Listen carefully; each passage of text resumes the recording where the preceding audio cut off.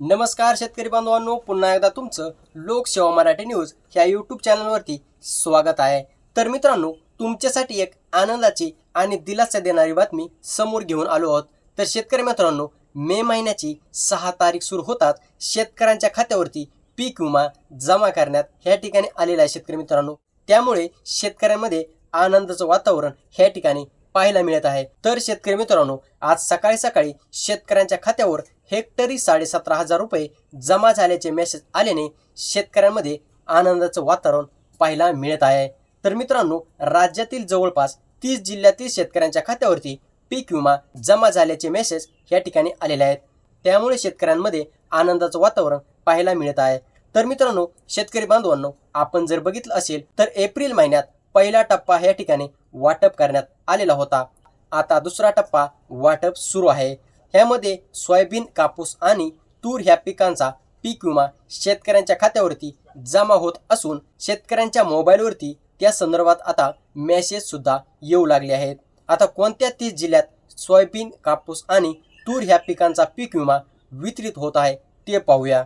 मित्रांनो, ह्या ठिकाणी जर बघितलं तर जालना जिल्ह्यात 260 कोटी रुपयांचा पीक विमा जमा करण्यात आलेला आहे शेतकरी मित्रांनो।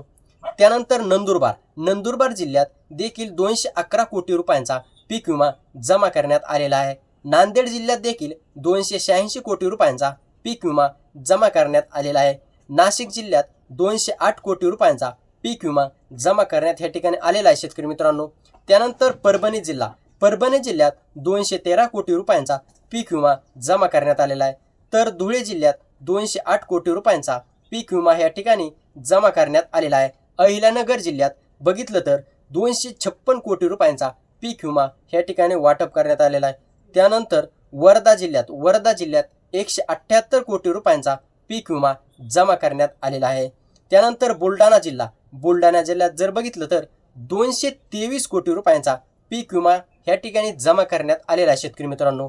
त्यानंतर वाशिम जिल्ह्यात 210 कोटी रुपयांचा पीक विमा जमा करण्यात आलेला आहे। त्यानंतर सोलापूर जिल्ह्यात ह्या ठिकाणी जर बघितलं तर 170 कोटी रुपयांचा पीक विमा वाटप करण्यात आलेला आहे शेतकरी मित्रांनो। त्यानंतर रायगड जिल्ह्यात 199 कोटी रुपयांचा पीक विमा जमा करण्यात आलेला आहे। कोल्हापूर जिल्ह्यात 180 कोटी रुपयांचा पीक विमा ह्या ठिकाणी जमा करण्यात आलेला आहे शेतकरी मित्रांनो। तर पुणे जिल्ह्यात 250 कोटी रुपयांचा पीक विमा जमा करण्यात आलेला आहे। त्यानंतर रत्नागिरी जिल्ह्यात जर बघितलं तर 203 कोटी रुपयांचा पीक विमा ह्या ठिकाणी वाटप करण्यात आलेला आहे।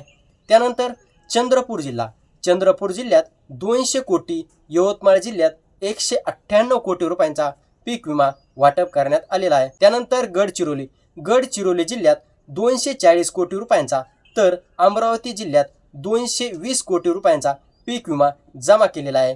नागपूर जिल्ह्यात 208 कोटी रुपयांचा, पालघर जिल्ह्यात 241 कोटी रुपयांचा, ठाणे जिल्ह्यात 232 कोटी रुपये, सिंधुदुर्ग जिल्ह्यात 190 कोटी रुपये, जळगाव जिल्ह्यात 188 कोटी रुपये, हिंगोली जिल्ह्यात 232 कोटी, तर भंडारा जिल्ह्यात 209 कोटी, सातारा जिल्ह्यात 195 कोटी आणि सांगली जिल्ह्यात 210 कोटी रुपये ह्या ठिकाणी जमा करण्यात आलेल्या शेतकरी मित्रांनो, ह्या तब्बल 30 जिल्ह्यातील शेतकऱ्यांना सोयाबीन, कापूस आणि तूर ह्या पिकांचा पीक विमा आता दुसऱ्या टप्प्यात जमा करण्यात आलेला आहे। तर मित्रांनो, पीक विमा कोणाला मिळत आहे ते पाहूया।